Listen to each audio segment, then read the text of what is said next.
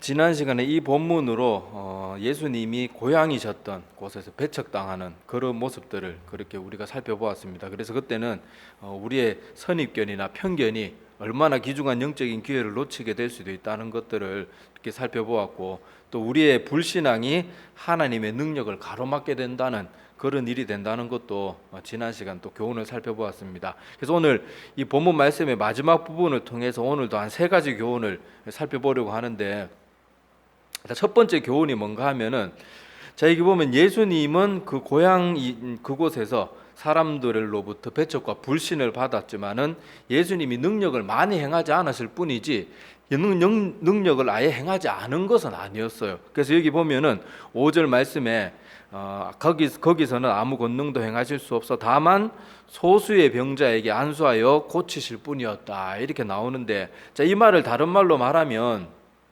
사람들이 그렇게 배척하고 예수님을 달갑게 여기지 않더라도 그래도 예수님 앞에 나온 소수의 사람들이 분명히 있었다는 거예요. 자, 그런 사람들에게는 예수님께서 능력을 베푸셨다고 말합니다. 그러니까 그때 분위기가 아무리 예수님을 배척하고 멀리하고 멸시하고 그렇게 해도 믿음의 사람들에게 하나님은 언제든지 기회를 주시고 또 복을 베풀어 주시고 능력을 베풀어 주시는 것이 바로 하나님의 모습이라는 것을 우리가 알 수가 있습니다. 자, 이 대표적인 예가 누가 있는가 하면 우리 창세기 6장에 보면 노아가 등장합니다.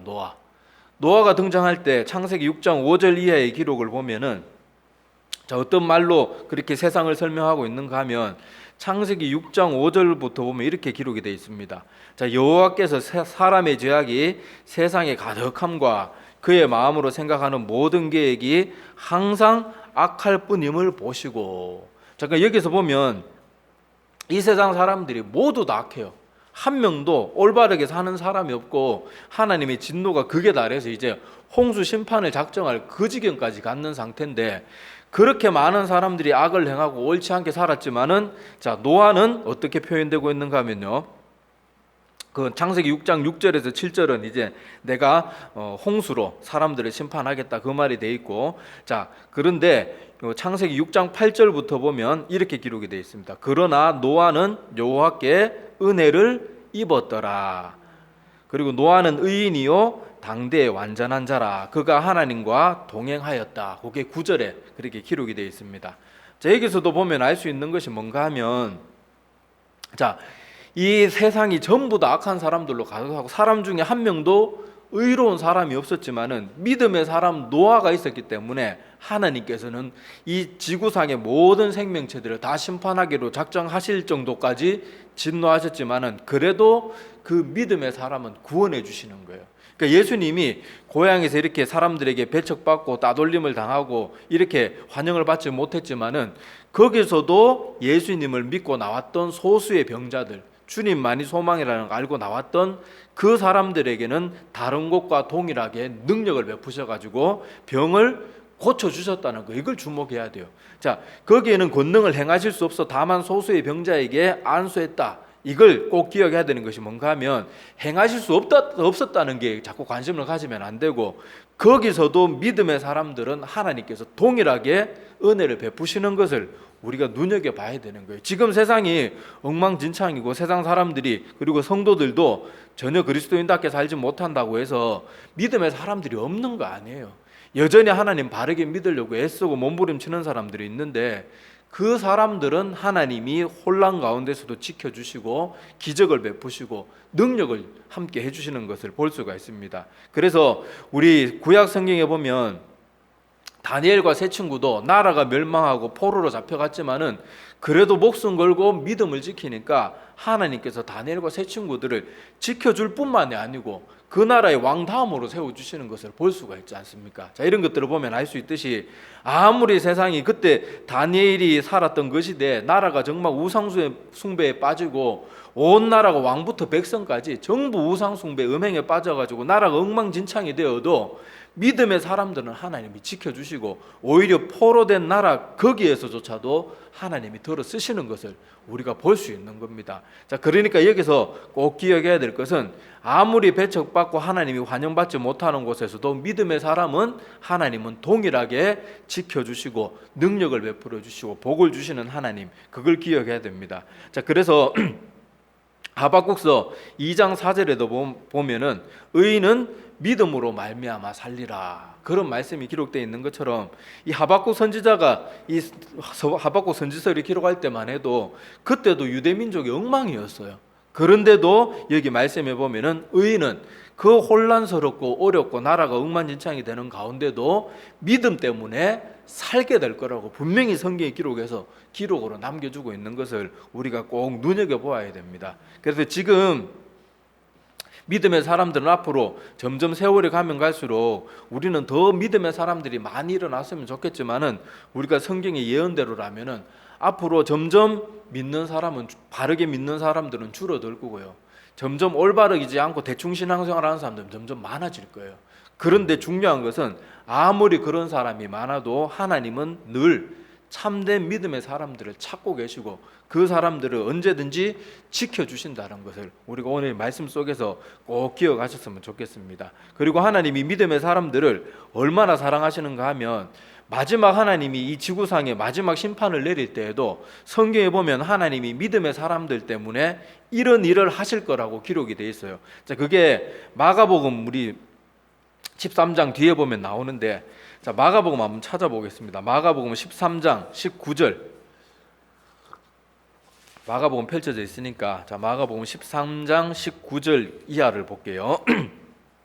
하나님이 자기 믿음의 사람들을 얼마나 사랑하시는지 여기서도 알 수가 있습니다. 자, 마가복음 13장 19절 이하는 그 말세에 대한 기록인데요.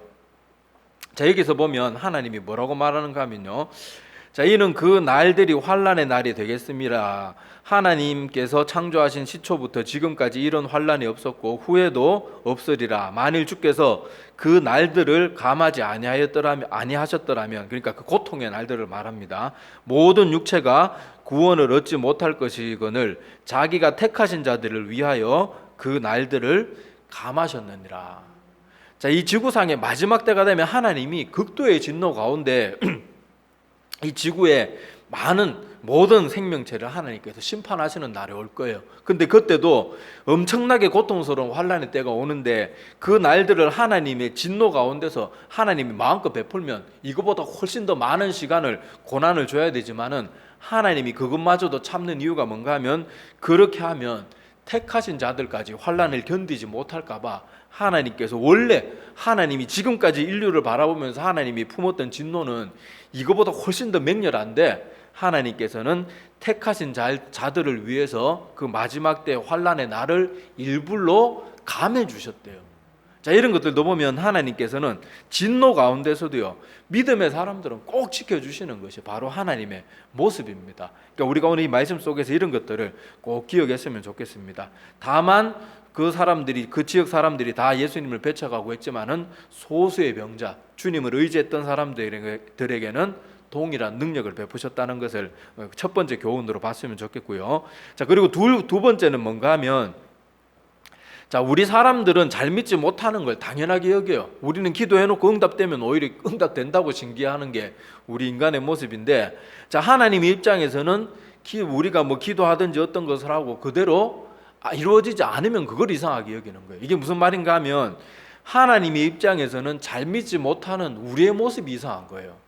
근데 우리는 불신이 우리도 모르게 마음속에 가득하기 때문에 우리가 가령 어떤 환자를 두고 기도했는데 기도하자마자 그 사람이 나으면 다들 놀랍니다. 기도할 때는 분명히 믿습니다. 기도해놓고는 만약에 기도해도 그 사람이 그 자리에도 바로 나와봐요. 사람들이 기도했으면 정말 믿음이 있으면 기도하고 나으면 당연하게 여기고 안 나으면 이상하게 여겨야 되는데 사람들은 오히려 기도도 믿습니다. 그렇게 기도해놓고도 기도해서 바로 나오면 이상하게 여기고 기도해도 뭐 별 차도가 없으면 에휴 그런 그렇지, 그걸 오히려 당연하게 여기는 게 우리 인간의 모습인데, 자, 여기서 보면 예수님은 오늘 분명히 뭐라고 말하고 있는가 하면요, 자, 6절 본문 말씀 6절에 보면 그들이 믿지 않음을 이상히 여기셨더라, 그렇게 말하고 있는 거예요. 자, 그렇지만은 이렇게 이상히 여기는 그런 하나님이신 반면에 또 작은 믿음이라도 믿음을 가지고 나오는 사람 하나님이 너무너무 기뻐하십니다. 자, 대표적인 예로 그런 사람이 누가 있는가 하면 우리 백부장 얘기, 복음서에 나오는 백부장 얘기를 잘 할 겁니다. 자, 백부장은 자기 사랑하는 종이 병들어 가지고 그렇게 지금 생사의 기로를 헤매고 있는데 예수님을 찾아오잖아요. 찾아와서 예수님, 우리 집에 내가 사랑하는 종이 지금 병이 들었습니다. 좀 고쳐 주십시오. 그래, 그럼 너네 집으로 한번 가보자. 그렇게 말하니까 백부장이 뭐라고 합니까?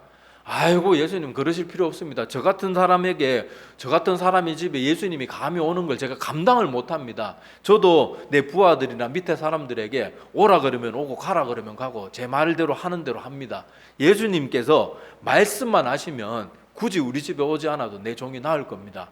그렇게 말하니까 예수님이 가려고, 원래는 그 백부장과 같이 가려고 했는데 오히려 그렇게 믿음을 보여주니까 당연한, 어떻게 보면 예수님의 입장에서 볼 때 인간이 당연히 그런 반응을 보여야 돼요.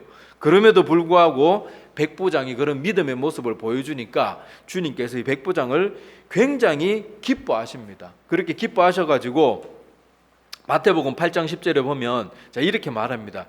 예수께서 들으시고 기이 여겨 쫓는 자들에게 이르시되 내가 진실로 너희에게 이르노니 이스라엘 중 아무에게서도 이만한 믿음을 만나보지 못하였느니라. 그렇게 일부러 자기를 따르는 사람들한테 고개를 돌리고 이렇게 말을 하는 거예요. 얼마나 그 모습이 기뻤으면. 근데 우리 인간의 모습이 당연히 이게 백부장과 같은 모습이 정말 예수님을 믿는다 그러면 이게 정말 당연한 모습인데 우리는 실제로는 그렇지 못하다는 거예요. 그게 우리가 가지고 있는 믿음의 한계고, 우리가 잘 믿는다 말은 하지만 실제로는 나도 모르는 불신앙이 우리 마음속 가득히 곳곳에 숨어있기 때문에 기도해도 응답되는 걸 이상하게 여기고 응답 안 되면 당연하게 여기는 그런 안타까운 모습들이 우리의 바로 불신앙을 증명해 주는 모습입니다. 근데 그런 모습이 예수님의 입장에서 볼 때는 이상한 모습이에요. 다른 말로 바람직하지 않은 모습이에요. 믿음이 없는 모습을. 그렇지만은 이렇게 믿음을 조금이라도 백부장과 같이 보이는 사람은 많은 사람들이 보는 앞에서 주님께서 그 믿음을 칭찬해 주실 만큼 그렇게 기뻐하는 그런 모습입니다. 자, 그래서 우리가 당연히 하나님의 자녀이기 때문에 당연히 하나님의 자녀로서 하나님을 온전히 믿어야 되는데 우리는 그렇지 못한 게 많아요. 이걸 예를 들어 보면 주님께서 우리의 부족한 믿음이라도, 작은 믿음이라도 내보이면 그걸 기뻐하시는 모습은 우리 부모님을 생각해 보면 됩니다. 어린 아이를 키우는 부모님이 사실 그 아이 키워주고 재워주고 먹여주고 용돈도 주고 다 부모님이 하잖아요. 그런데 그 아이가 뭐 밖에 가서 맛있는 거 사 먹다가 엄마 아빠 주려고 뭐 과자를 몇 봉다리 사들고 왔다, 아니면은 어버이날 뭐 종이 카네이션을 지가 접어가지고 줬다, 그러면 뭐 색종이 사고 뭐 그런 돈도 사실 다 내 주머니에서 나온 그런 돈일 텐데 당연히 해야 될 일을 해도 부모님은 어때요? 그게 너무 기특하고 고맙잖아요.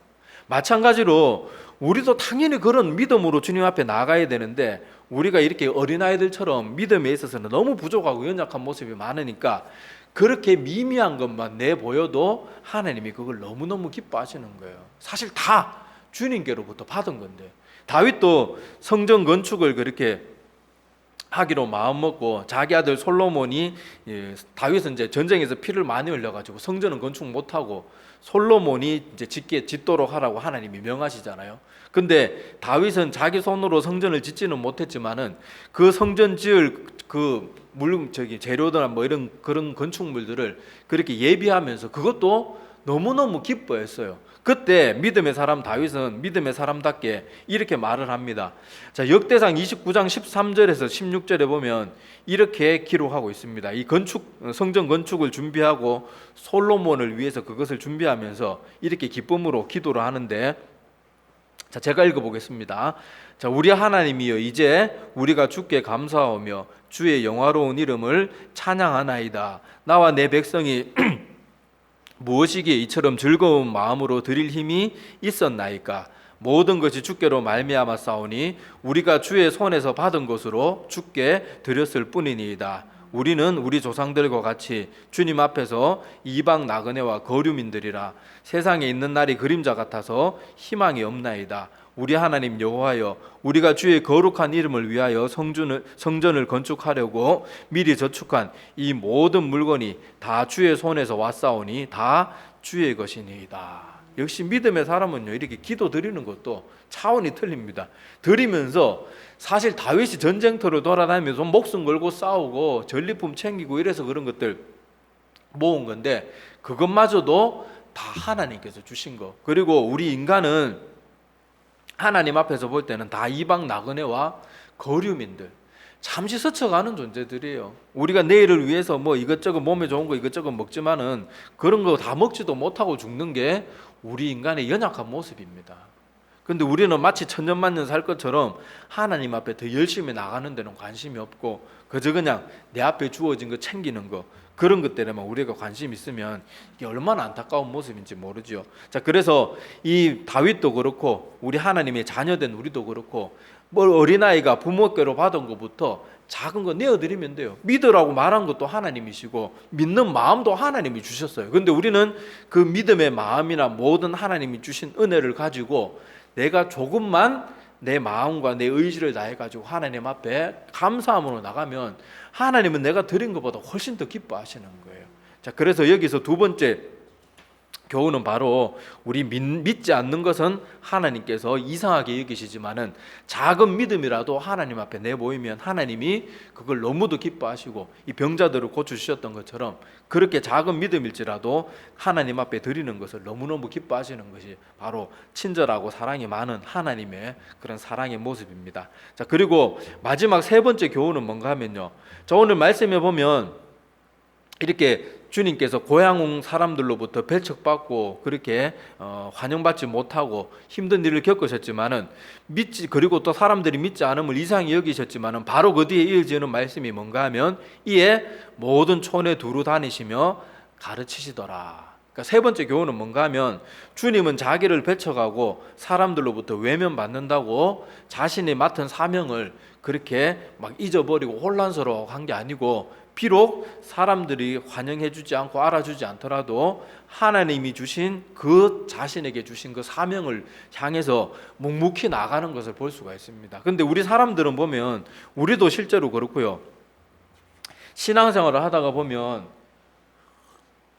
교회 내에서도 크고 작은 힘든 일 한두 번 안 겪는 사람이 어디 있겠습니까? 그리고 한두 번이 아니고 사람 관계에서 오는 사람 그 여러 문제들이나 뭐 교회에도 착하고 좋은 사람만 있는 게 아니기 때문에 많은 사람들이 신앙생활을 하면서 많은 어려움과 혼란스러운 일, 마음에 상처받는 일, 나도 또 다른 사람들한테 나도 모르게 상처 준 일이 있을 것이고, 그렇게 하면서 서로에게 힘든 일을 많이 겪게 되는 것이 교회 생활이고, 성도들 간에 이런 일이 없으면 좋겠지만은 그런 일들이 또 생깁니다. 자, 그런데 그때 우리가 기억해야 될 것이 뭔가 하면, 예수님은 사람들이 자기에 대해서 오해를 하고 알아주지 않고 목수의 아들이라고 무시하고 배척하고 멸시해도 그것 때문에 혼란스러워하고 힘들어하고 자기 사명도 잊어버리고 나 이제 교회 안 다닐 거야 뭐 이런 식으로 나가 떨어진 게 아니에요. 주님은 사람들이 뭐라고 하든지 주님 하나님께로부터 받은 그 사명, 성부 하나님께로부터 받은 그 사명, 바로 복음을 전하고 한 영혼이라도 더 하나님께로 돌리는 일에 온통 관심을 갖고 계시는 것을 오늘 말씀을 통해서 다시 한번 확인해 볼 수가 있습니다. 실제로 성도들뿐만 아니라 사역자들도 사역하면 똑같습니다. 뭐 힘든 일 왜 없겠어요. 그런데 이런 모든 힘든 일들 가운데 사람들이 위험한 게 뭔가 하면, 이 작은 문제도 자꾸 생기면 그게 나중에는 큰 문제에 크게 와닿게 되는 것이죠. 그러니까 교회에서 작은 문제들이 계속 반복되면 문제 하나하나는 별게 아닌데 그게 쌓이고 쌓이면은 언젠가 폭발하는 그런 일들이 있는데, 자, 어쨌든 큰 일을 겪었든지 작은 일을 겪었든지 오늘 주님의 모습을 통해서 우리가 눈여겨봐야 될 것이 뭔가 하면, 주님께서는 이 모든 억울한 일을 당하고 그런 힘든 일을 당하면서도 그런 것들 때문에 자신의 사명에 대해서는 조금 더 흔들리지 않는 모습으로, 한결같은 모습으로 나아갔다는 것을 우리가 볼 수 있어야 됩니다. 사실 예수님도 우리 인간과 똑같은 그런 몸을 입고 오셨기 때문에 인간이 느끼는 모든 감정을 다 느끼셨어요. 사람이 뭐 운동선수나 뭐 그런 사람들도 홈그라운드에서는 자기 홈그라운드에 이점이 있습니다. 응원도 더 열심히 사람들이 해주고 홈그라운드에서 뛰면은 반은 먹고 더 간다고 하는데, 오히려 자기를 가장 환영해주고 자기를 가장 알아줘야 되는 고향 사람들로부터 배척받았으니까 주님께서 그 마음이 얼마나 슬프고 아프셨겠어요. 같이 고향에서 자란 사람들도 있었을 텐데 자, 그런데 그런 마음 아픈 일에도 불구하고 주님께서는 그런 일들 때문에 흔들리거나 자신의 사명을 잠시 쉬거나 그렇게 하는 게 아니고 쫓겨난 그 상황, 그 자리 가운데서도 바로 또 다른 마을들로 가서 복음을 전했던 그런 주님의 모습을 오늘 말씀을 통해서 우리가 그렇게 세 번째 교훈으로 그렇게 살펴보았으면 좋겠습니다. 자, 그래서 오늘 말씀을 한번 종합해 보면요, 첫 번째 우리 나눴던 교훈들은요, 많은 사람들은 배척했지만은 그 중에 일부의 사람들은 예수님을 믿는 믿음으로 온전하게 주님 앞에 나왔고, 주님께서는 그 믿음으로 나온 사람들에게는 하나님의 능력이 없어진 게 아니에요. 그 믿음의 사람들에게는 당연히 하나님께서 능력을 베푸셔가지고 그 소수의 병자들을 고쳐주셨다고 오늘 성경 말씀이 분명히 말을 하고 있습니다. 자, 그리고 두 번째 교훈은 하나님은 우리의 불신앙은 아주 이상하게 여기세요. 그렇지만은 작은 믿음이라도 하나님 앞에 내어놓는 그 사람들을 하나님은 너무너무 기뻐하시는 것이 바로 우리 주님, 우리가 믿고 따르는 주님의 모습입니다. 그래서 우리가 하나님 앞에 나아갈 때는 불신앙은 자꾸 내려놓으려고 해야 되고, 우리가 조금이라도 더 순수하고 열정적인 믿음으로 나아가기 위해서 애를 써야 돼요. 그래서 예배 드릴 때도 대충 그냥 시간 돼갖고 늦게 와가지고 그렇게 예배 드리는 게 아니고, 마음을 다해서 미리 와서 기도로 준비하고, 하여튼 내가 믿음으로 하나님 앞에 정성을 다해서 드릴 수 있는 것, 그런 작은 거 하나하나에 부모님이 어린아이의 작은 그런 기특함에 감동받듯이 하나님도 뭐 틀리겠습니까? 우리의 작은 성김, 작은 믿음에 준비하는 모습들, 그런 것들을 통해서 하나님이 기쁘게 여기신다는 거 꼭 기억했으면 좋겠고요. 자, 마지막 세 번째는 우리 사람들도 그렇고 이 땅에서는 힘들고 우리를 어렵게 하는 일들이 많지만은 주님은 그 모든 어려운 일들, 배척받고 그렇게 사람들한테 모함을 당해도 여전히 거기에서 사람들이 뭐라고 하든 거기 신경 쓰지 않고 자기의 사명에 계속 집중했듯이, 우리도 신앙생활 할 때 사람들이 힘들게 한다고 나 이제 신앙생활 못하겠다 이런 것들하고 어떻게 하나님 같이 믿나, 이게 아니고 그 사람들이 뭐라고 말하든 나는 내 믿음을 지켜가는 것이, 그것이 가장 지혜롭고 우리가 주님을 닮은 모습으로 신앙생활 가운데 우리가 꼭 가져야 될 그런 믿음의 모습이라는 거, 우리가 오늘 말씀을 통해서 꼭 기억했으면 좋겠습니다. 지금 이 시간에도 많은 사람들이 교회에서 상처받아서 그 상처 때문에 교회를 떠나고 믿음을 잃게 되는 사람이 지금 이 시간도 계속 나옵니다. 우리 사역자들이 늘 신방하는 사람들이 그렇게 상처받고 교회에 못 나오는 사람들, 아니면은 더 이상 아이고 뭐 이 교회 못 나오겠다, 나 신앙생활 안 하겠다. 그 신앙생활 우리 사역자들이 신방하는 사람 주로 그런 사람들이 많거든요. 그러니까 우리가 그런 크고 작은 문제 다 신경 쓰면은 신앙생활 정말 못합니다. 그리고 교회에는 죄인들이 모인 곳이지 완전한 사람들이 모인 곳이 아니기 때문에 그런 것도 나도 옛날에 저랬을 수도 있다, 그리고 나도 모르는 사이에 나도 저랬을 수 있다, 그러면서 어떻게든 이겨내려고 애를 써야지, 아이고 나는 못하겠다, 아이고 저런 것들하고 뭐 이런 식으로 하면 끝이 없고 그것을 벗어날 때까지 계속 그런 일들을 겪을 수밖에 없는 것이 우리의 모습이기 때문에, 그런 문제들이 있더라도 오늘 예수님의 모습을 생각하면서 힘들고 어려운 일 가운데서도 우리는 단지 우리에게 주어진 믿음의 자리를 지키는 것, 그게 제일 중요하다는 거 꼭 기억했으면 좋겠습니다.